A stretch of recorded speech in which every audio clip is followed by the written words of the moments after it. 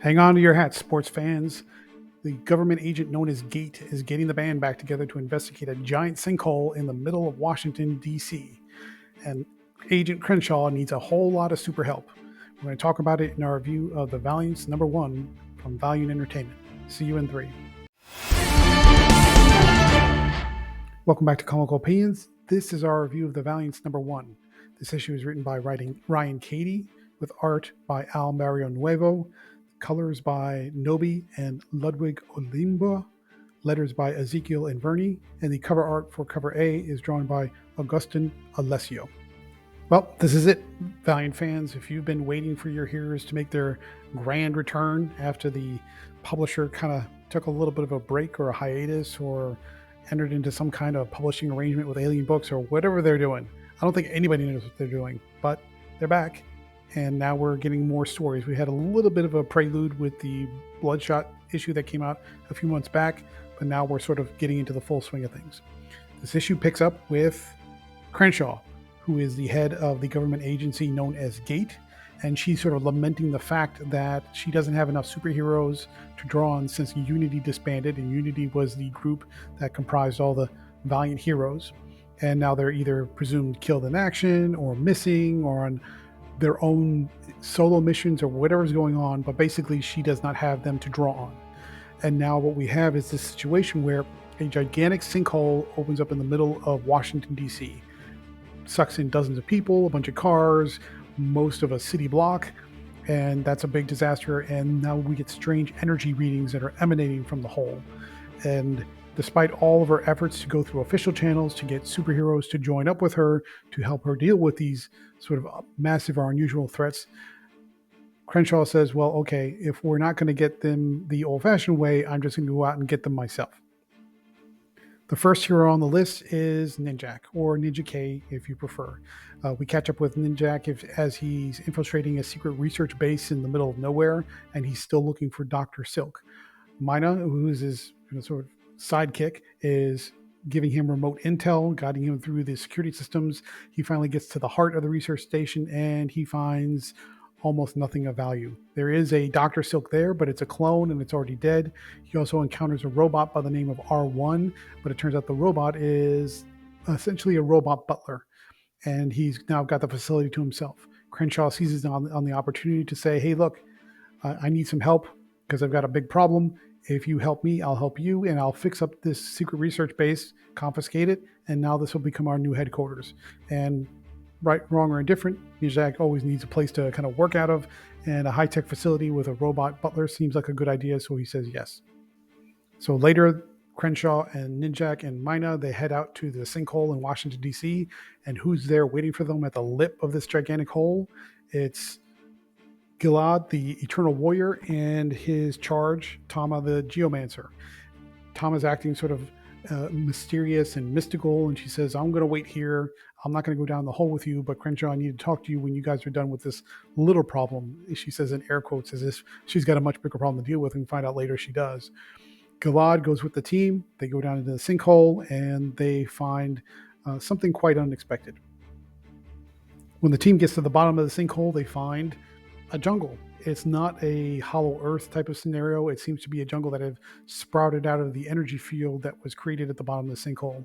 They also encounter giant sort of centipede-like insect monsters and a pyramid, which looks sort of alien but sort of familiar at the same time. And at the top of that pyramid is a black obelisk with a glowing red center, which is, if you're a Valiant fan, you know, is a boon. And it's a boon from the far away. And so now the team is starting to fight against these giant centipede-like slug insect monsters to try and survive. And then Crenshaw sees something out of a corner of her eye. She sees this glowing light that appears behind the boon. Then that glowing light turns into a portal. And for whatever reason, she acts on instinct, charges the boon, knocks it off its pedestal and through the portal. And that seems to shut down all the energy and somehow miraculously deal with all the giant centipede insect-like monsters. So for now, at least, the danger is over, even though the sinkhole was still there. But whatever energy or alien influence is occurring, that has now been put to a stop. Afterward, Crenshaw catches up with Tama at a nearby location, but someplace that's sort of hidden from prying eyes and listening ears. And Tama says, you've got a problem that you've dealt with. Congratulations, that's good for you. Now we've got a bigger problem on our hands. The same portal that Crenshaw saw opening up behind the Boon that she pushed it through now opens up behind Tama, and what happens? Another Geomancer steps through, and it's one from long ago. I'm not going to spoil it, but it's one that Valiant fans should remember, and it's not a good thing if this Geomancer has returned. So that sort of sets the stage for where the team is going to go next. All right, let's talk about the character work and the character development. This is a number one, so you expect oodles of character work to try and figure out who's who and what's what. The real answer is you get very little. Katie has to hit the ground running, so to speak, to bring everybody in. So you get the briefest of brief introductions just to establish the status quo and who's who and where's where, to bring them into the conflict, deal with the conflict, and get everything set up for the next issue. The character development is almost non-existent. It's just a really quick, super quick, brisk character introduction, which isn't necessarily a bad thing, but it depends on which side of the scale you're on. If you're an existing Valiant fan, you really don't need that much setup, because if you're familiar with the characters, you already know what they've been doing. They already know who they are and what they're about. But if you're a new reader who's like the Valiants, number one, I want to know what's going on. Yeah, you're gonna have some struggles here. So because almost nobody's explained, you sort of get Ninjak, but G.A.T.E and Tama take some explanation and setup, and so there might be some struggle there.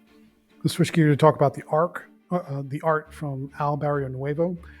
Overall, it's good. You get a lot of scenes that are either wide and big in terms of scale and scope, and then you have smaller, very close-up moments. The close-up moments are stronger when it comes to detail. The wider shots, not so much. And I wish the costumes had more intricate detail. For example, Ninjak, his beauty, or what makes him so special is his look. He's got this sort of a mix of ninja, classical ninja style, with a little bit of a cyber super spy advanced technology to it. But there's very little detail in Ninjak's costume here. It just basically looks like he's wearing a mix of black and purple, but with vague textures on it. So I wish there was more texture. I wish there was more detail. So it's a sort of a mixed bag on the art. You get the bigness and the scale and the scope, but when it comes to the details that matter, it's not quite there. All right, it's moving over to pacing and structure. The structure of the story is pretty bare bones and simple and straightforward. Government agent has a problem. She gathers known super agents or superheroes of a type, attacks the problem, solves the problem. We're on to the next thing. There's not a whole lot of complexity to the plot. There's not a whole lot of twists and turns that are going to throw you off. On the reverse side of it, the pacing is super quick, and that almost works against the simplicity of the plot, because Katie tries to put so much story into a very short space. This issue is about, let's see, it is 34 pages. There is, I would say, arguably too much story for the number of pages available. The introduction, you don't get a lot of introduction to the characters, so if you're a new reader, you're lost. I said that previously. The story resolution, particularly how Crenshaw and the team defeats, and I say that in quotes, defeats the Boon, is almost sort of, it happens so quick you don't even realize what's happening before it's over. So really, this either needed to be a much larger issue, double-sized maybe, or spread out over a couple issues. It gets you grounded and gets you moving forward very fast, but at the same time, it's so fast, you feel like a lot of the story gets shortchanged.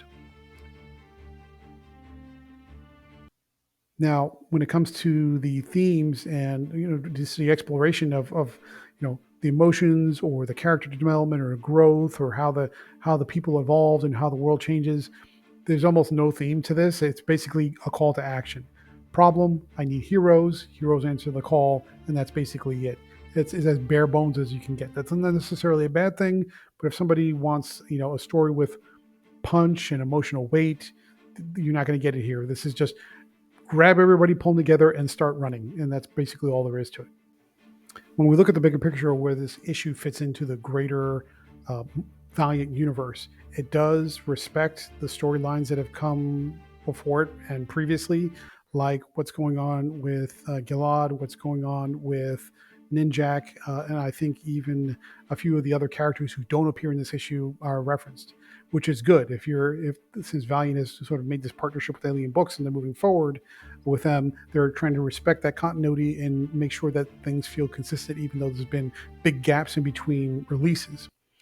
That's great. On the downside, if you're a new reader, there are shockingly few editor's notes to refer back to tell you, well, this character is referring to this situation in this previous issue, or that character is referring to this uh, adventure that they had in that issue. There's very few or almost no editor's notes in this.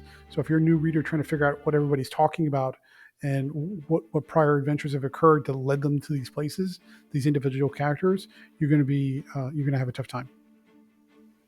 Final thoughts. What do we think about the Valiants #1? If you're a longtime Valiant fan, this is going to feel like a little bit of comfort food. You're going to get the band back together, so to speak. You're going to see some of your characters in action who you haven't seen in a while, and they're going to start a new adventure, and you see them moving towards the path of dealing with new threats, old threats, and the possibility to bring in more characters together, because we only start with a couple, but there is a promise of bringing on more. However, if you are a new fan or somebody who's just curious about this is going to be a difficult jumping on point, especially because G.A.T.E's story is too big for the number of pages, so there definitely is a lot of rushing going on, and there's a lot of references to people, places, and things that don't have editor's notes, and if you're not familiar with these characters, you might be pretty lost. So there's some good, there's some bad, and the art is generally good but not great. So there's some good, there's some bad, and you get a mix of in between. Therefore, we're going to give the Valiants #1 from Valiant Entertainment a 6.5 out of 10. Curious to know, are you an existing Valiant fan, or are you just curious and want to know more? Were you thinking about picking up this issue or not? Let me know in the comment section. Please like, share, comment, subscribe. Otherwise, please stay tuned to the outro for the next review.